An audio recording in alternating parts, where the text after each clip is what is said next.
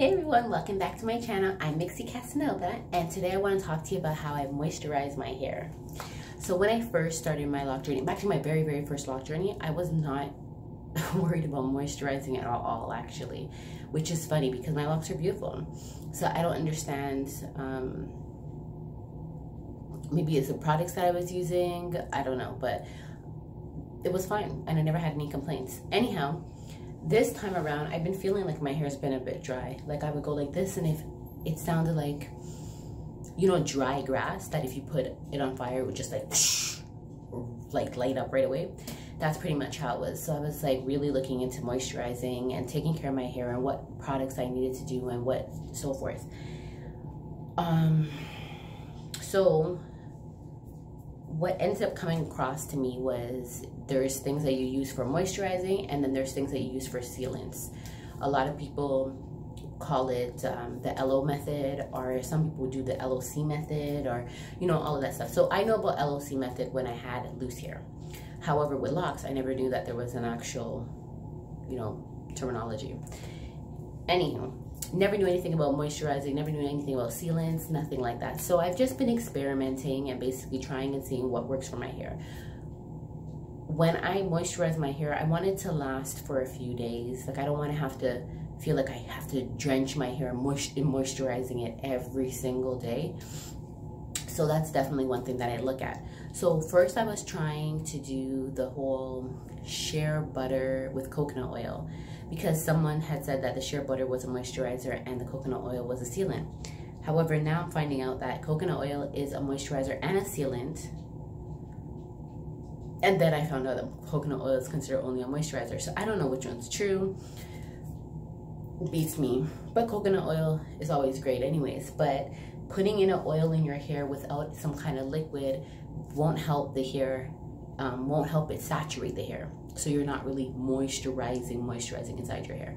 So when I would put in the shea butter, I was a little bit hesitant because I felt like shea butter is a cream.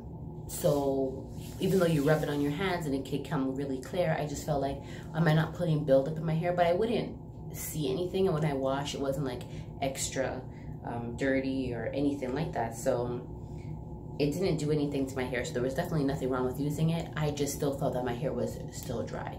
So I was wondering, okay, what's going on? And I was putting the coconut oil, but yeah, it looked like it would sit on top and like make it look shiny, which is great, but it wouldn't really do anything much. So everybody's hair is different, so what works for one might not work for the other, or what I'm looking for you might not be looking for, etc. So anyways, recently what I started doing is I started making my spray bottle. So I've been doing a spray bottle for a while now, I think since November or so. So in the spray bottle, at first I was using distilled water mixed with rose water, mixed with glycerin, vitamin E, and I think orange oil. So I pretty much keep the same thing, except, sorry, I forgot this. I pretty much eliminate the distilled water, even though I think you could still use it. A lot of people are like, water is not really your best friend, which is true. It is when you're washing your hair, but as a moisturizer, pretty much not, because water is one thing. If you think about it, you bathe, it dries out your skin. It'll dry out your hair too. But distilled water doesn't have as much chemicals or vitamins or fluoride in it as regular water does. So it may be a difference there. But I said I'm gonna try to just do rose water. So to just do rose water and then mix in all the stuff inside of it. So I was buying these small bottles and they're like $10 at the hair store. But apparently if you go to the grocery store, you can get a big bottle for pretty much the same price. So that's what I'm gonna try and do from now on. But anyhow, this is the rose water that I have on hand right now. And this is what I had put into this mixture. So it was rose water mixed with, because we're still in winter technically, even though it's April, it's still really cold in Canada. Like we literally just had snow last week. So I still put glycerin in, but I think this will be my last application with glycerin. I will only use glycerin in my spray bottle between, I've decided, November and I guess April because we're so cold. So November and April. This will be my last time using it though, because we are getting into the warmer weather, and glycerin is a huminant. I could be saying that wrong, but basically it will draw in the air from outside. So because when it gets warmer, obviously that's more humid, that will help to dry out my hair versus keeping it moist, right? We're in winter, it's cold, it's wet, it's good. So like I said, from November, or maybe the end of October, because whenever we start getting snow, I guess that's what I'll go by. I was trying to go by the days of the season, you know, like November 21st is the first day of winter, and I think the first day of spring would be March 20th or something like that, but sometimes our weather tricks us. So I would say anywhere between the end of October to November is when I would start putting glycerin in my mix, and I will stop, let's say April. So that, like I said, this will be my last application of using this. I will not use this again until November. So I have a lot. Like, see, I just bought a bottle. So I have a lot. This should last me all through my applications of next year. So that's glycerin. Anyways, that's 100% glycerin. As you can see, it says it aids in the repair of dry and damaged skin and hair. Dry and damaged skin and hair. Of course, you can get any type of glycerin. I just got this one because it's kosher, no animal fat, and it's 100%. But I'm not picky on the brand names. It's just literally whatever is 100%, and I can look at the ingredients, and literally that's all I see there. Glycerin, nothing else. So, rose water, which I showed you guys, glycerin, vitamin E. I put about 15 drops of vitamin E in there. Now, I put the vitamin E, obviously, for the vitamins. Our body needs nutrients, our hair needs nutrients. So that's why I've always included vitamin E in every mixture that I've ever done. I've never left out vitamin E, but it's only 15 drops, so it's pretty good, but I will always include that. Then, last but not least, rose water smells pretty good on its own though. Like, I don't, because, you know, obviously it's rose. You could actually make rose water. It's iffy. You can make some rose water though. You could like boil the roses and make it yourself. So you could also save money by doing that. But I prefer the smell of oranges. I don't know if that'll show. Ooh. Okay, when the light's too bright. I prefer the smell of oranges. So I use this 100% pure orange oil in my mixture because I like my hair to smell like oranges.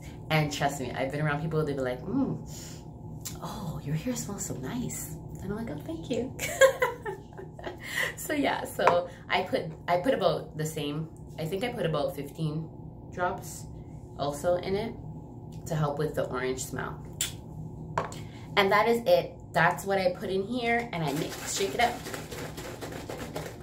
And then I just spray it on my hair. Like, obviously, I already moisturized my hair today, but I sprayed and sprayed and sprayed until it's like literally wet and saturated.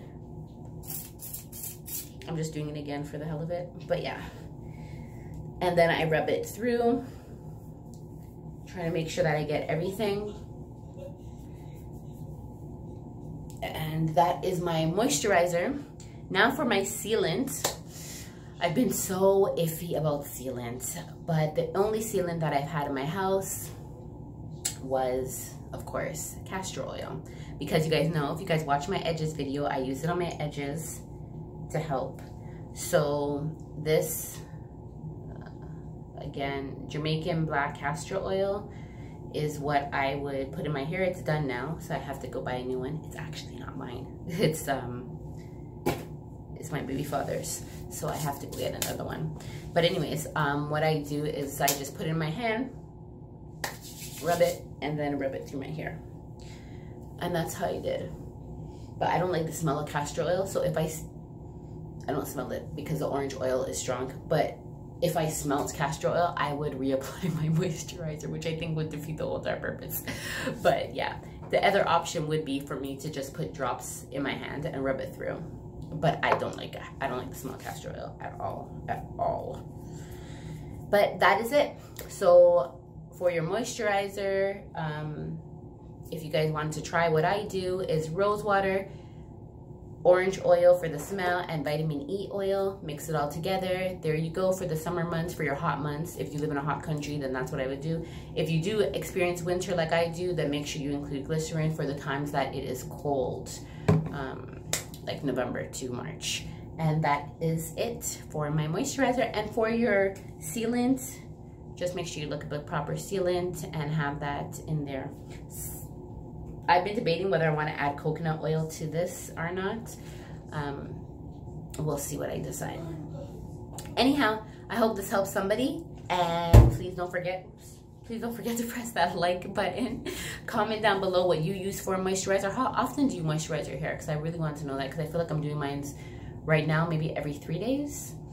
So let me know how often you moisturize, and if you use other products, let me know that. Let's have a discussion. All right, let's help out other Loc brothers and sisters. Thank you so much for watching, and don't forget to subscribe. Ciao.